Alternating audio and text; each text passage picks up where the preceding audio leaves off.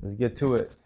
This has been a video that a lot of people have been requesting, and I've talked about this before in short form, like TikTok, Facebook Reel, but I don't think I made a long form video about this. So today, I want to talk about how to quit gardening, how to get off of that Mary Jane roller coaster. And if you watch my content, there's a good chance that you could be neurodivergent, either diagnosed or undiagnosed. And I do believe that when you're neurodivergent, these substances, whether it's the gardening or whether it's alcohol, sometimes the reason why we use them is because they make us feel normal.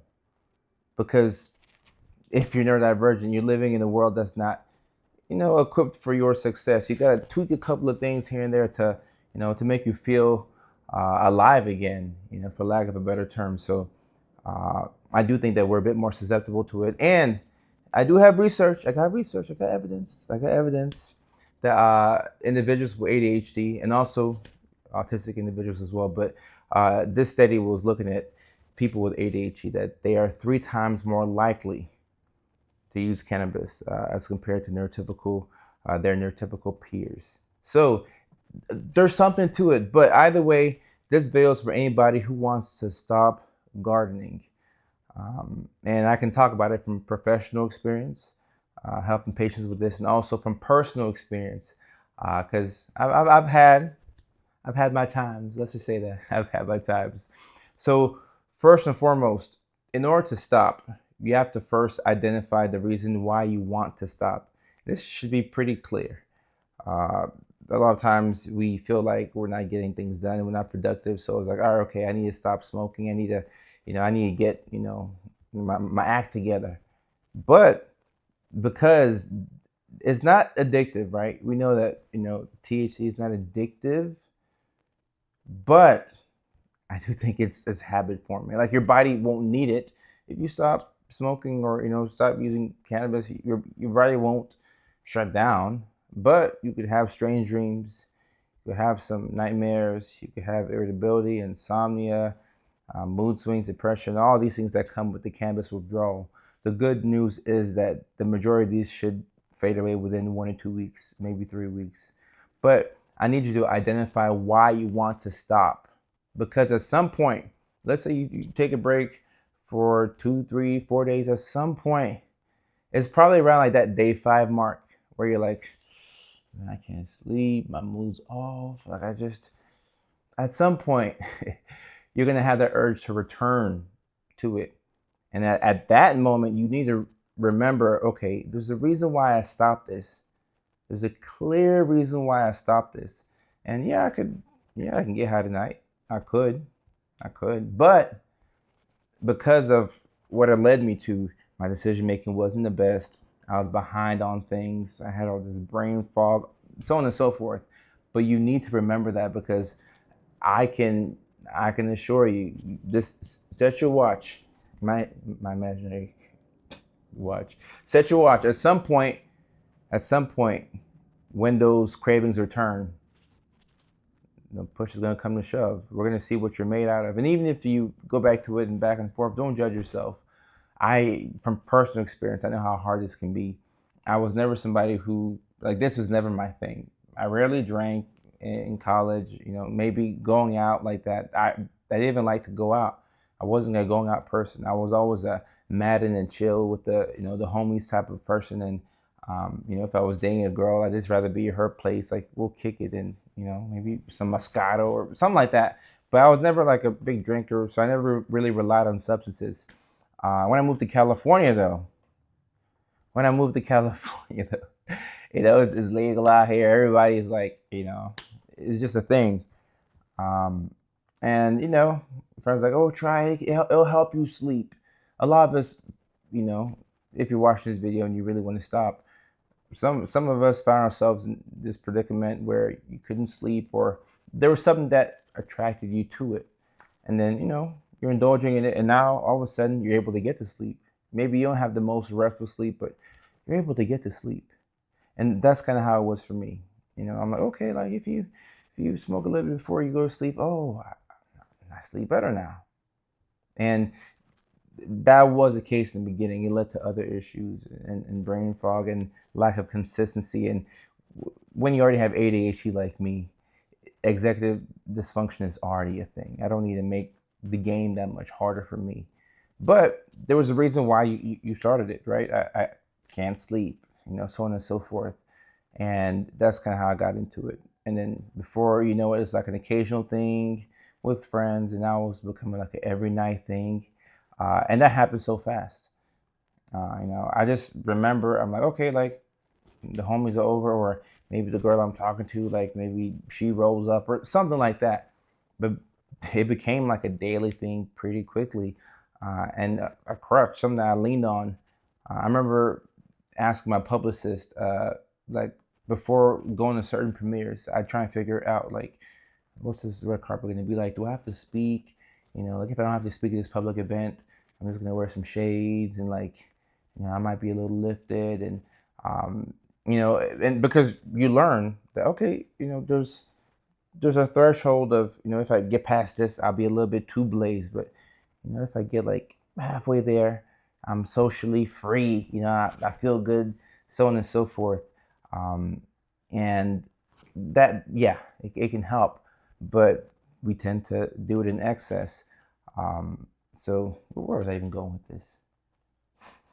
I was talking about the cravings you can get, right? So you can get cravings, so you need to know why you stop, and then like I was saying, this the withdrawals 1 to 3 weeks, 1 or 2 weeks at some point is gonna fade away. But you have to remember why you, of course, why you started, but more importantly, why you wanted to stop. So that way, when you have these cravings, or if you take a break from it, you tea break for a little bit, you come back to it, so on and so forth. Don't forget why you wanted to just get off of it, because when the cravings come, it's going to be tough for you to keep it together. So, number one, remember why you wanted to stop. Okay. And also, don't judge yourself too, because this stuff is difficult. Remember why you wanted to stop. Don't judge yourself. And then the next thing is, and some people will ask me questions like, oh, what are there any supplements I can take? And I've had people ask about N-acetylcysteine, which is a natural supplement, amino acid. Yes, it could be helpful with the cravings, and we also use it for mood disorders sometimes as well, more so as like an adjunct type of thing. So N-acetylcysteine or NAC, uh, at least in my experience, and of course, y'all know this is not medical advice. I'm not telling you what to do with your medications, but when we use NAC, at least I remember like way back in the forensic psychiatry days, we wouldn't use it as a primary mood stabilizer. Like nobody was stopping their Depakote to take NAC, but we could add it like as an adjunct, right? And it was fairly helpful. So yeah, the people who DM me and say, "Can I use N-acetylcysteine to help with the cravings, so I can get off the Mary Jane roller coaster?" You really could. But when it comes to stopping, I think that there's something that can be better, and that better I think comes from curating your environment to making it to where you can stop.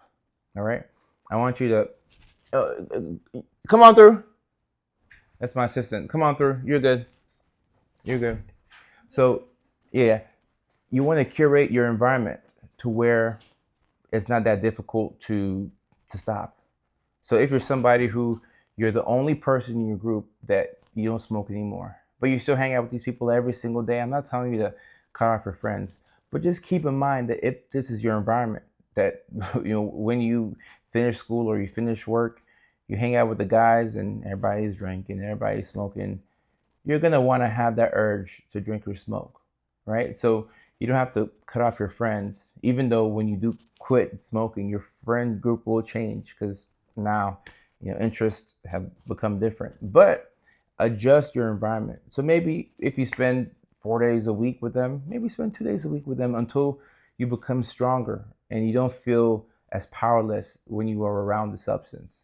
And also, another thing that's very easy or relatively easy is when you're at home, do you have some THC? Like if you have something to smoke on in your room, it's gonna be hard. Like you finish a long day of work, you're already stressed. Keep in mind, you know that smoking is how you deal with your emotions and your mood swings. And you have a whole 3-5 in your bedroom. How do you think you're gonna, you see what I'm saying? You have to curate your environment to where it's not around you, out of sight, out of mind. And I'm in California, so I could drive to the dispensary. You know how many dispensaries there are here on Ventura? Go to the dispo and re-up once again. You can if you want to. But once you get home, if you don't have it there, it's not tempting you. It's not tempting you. So you have to make things as easy as possible. Sometimes I feel like we overcomplicate things. Like, why do we overcomplicate things? Like, I overcomplicate a lot of things. Even this video, I should have made this video a long time ago. I could have made the video on the iPhone like this, but no, I had to make it on the fancy Sony camera. Either way, I'm just happy I got to the video. But like I said, remember why you want to stop smoking. Don't judge yourself, number 2. Then number 3, curate your environment. Make sure that you're not being tempted. And you may have to set some boundaries with your friends. And you have to follow up your words with action. A lot of time, and look, I'm speaking from personal experience because I tried to quit so many times. I've finally been able to lay off of it. And I don't know, maybe it could be a tea break, but for the first time in a long time, I feel like I don't know, I just feel like I'm clearer.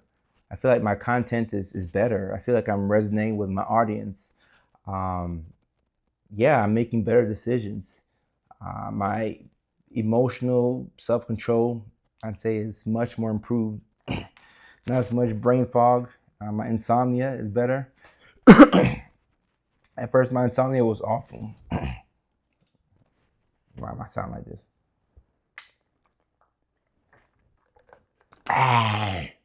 Maybe it's time for a water break anyway. But insomnia, I've always struggled with insomnia. It's just been a thing for me. It's always been a thing for me. But instead of going back this time, I just went to my psychiatrist and I got a prescription for trazodone. And that small course of action made a big difference. Now I don't have the cravings to go back and and smoke so I can go to sleep, right? But the environment that you're in is gonna be key. It's gonna be key. Making sure you can set boundaries with your friends, but also follow up your words with action. So, like the story I was trying to explain, I tried to quit so many times. I mean, I felt like when Brett Favre tried to retire, like, have you ever seen a professional athlete trying to retire? These guys, they don't want to retire. Brett Favre was like, all right, thank you, Packer Nation, I'm out. And we thought he was done. No, he still goes and plays with the Vikings. And he almost gets into Super Bowl. And then right when you're like, all right, okay, is it over with? No, he goes to the Jets. Aaron Rodgers is doing the same thing. Left Green Bay. Now he's with the Jets as well. Yeah, athletes, it's so hard to walk away from the game. And that's how I felt like. Okay, now I would announce to friends like, all right, y'all, I'm done. I'm done. I'm done smoking. But the environment that I was keeping, like I was still hanging around the people that would smoke so often. I still had it at the house. So my words were saying, oh, I'm gonna stop. My actions, it wasn't saying that. I wasn't set up to win. Because even if I had a day with great self-control, I come home, there's a 3-5 there. You're not gonna waste it, right? So it just becomes much harder to, regulate yourself and to just do what you say you actually want to do. And after a while, my friends realized, okay, yeah, whatever Kojo's saying, he's not, that's what he says, but his actions is different. So then, it's not like they're disrespecting you, but they'll roll up and they'll roll you one too. And then you're like, oh man, I guess I can, right? And they have their own goals and things that they're working on. And, I have my own goals and you have your own goals. But that's why I said in the very beginning of the video, remember why you wanted to stop. Because when you want to quit, you need to have that information readily available. And then my final point with all this, I would say, don't judge yourself. Don't judge yourself. And if you go back to it, or if you took a tea break, you went back to it, don't be so hard on yourself. But my main final point, I need you all to understand that whatever you want this substance to do for you, you could do it for yourself. Same thing with alcohol. I mean, I'm not gonna get into the whole alcohol. Is alcohol worse? It is, but like, what's the point in, like, yeah, it's worse. But what are we really discussing here? Like, you could do well without either one. Whatever you think you want the high to do for you, or you want to be smoother socially, you want to be cooler around people, you want to pick up girls, or whoever, pick up whatever you're into, you can do whatever you like to do high. You can do it sober. And even for people who want to keep gardening, this is not a video to tell you to quit. This is a video to help you if you want to quit. I'm not here to convince you of anything. If you want to quit, this video will help you out. But I'm not telling you to quit. A lot of people DM me and say, oh, my mental health medications, they never helped me as much as the weed did, or so on and so forth. And I believe those people, because I've heard that same statement and that same phrase from too many folks. So all of them can't be captain. Somebody's telling the truth. Chances are a good majority of them are telling the truth. So I'm not telling you to stop. I'm just explaining the reasons why I stepped away. I wanted to have a clearer mind. I wanted to have more control over myself. I wanted to make better decisions. So if you want to stop,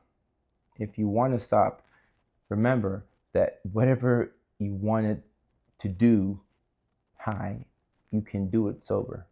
And if you want to continue, but just keep in mind that everything that you think that the high is doing for you, or if you're getting drunk, everything that you think that the alcohol is doing for you, you can do that same thing sober.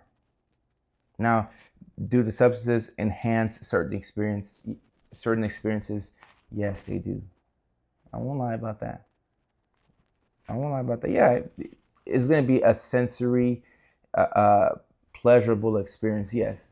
So, it'll enhance things, but you can still do everything that you want to do high.